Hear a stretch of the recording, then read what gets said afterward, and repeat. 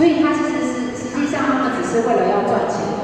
科技发达，通讯以及交友软体普及，各种讯息传播也越来越快。但民众有没有想过，你所转发的讯息是否是假消息或者是假新闻呢？为让民众对于媒体识读有更深的了解，双子星三冠网有线电视规划多场媒体识读分享，这次来到北区振兴里活动中心举办，透过实际的案例分享，让社区长辈更加了解如何辨识真假消息。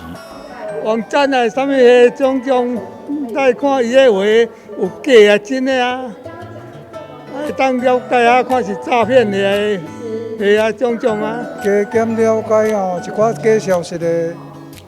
较了解一寡假消息啦，会当较会了解啦。啊，无伪传播拢是骗人的。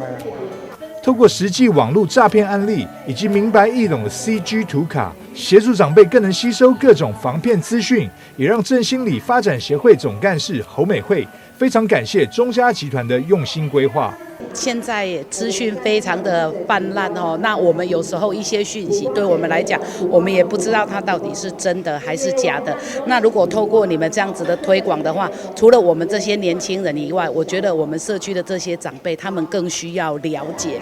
双子星三冠网有线电视从去年9月开始办理媒体识读宣导，至今已经开办过7场，不管是在校园或是社区的活动，均获得热烈回响。今年预计将在举办12场宣导，欢迎对活动有兴趣的社区或是学校，可以向双子星三冠网有线电视洽询报名资讯。打击假消息，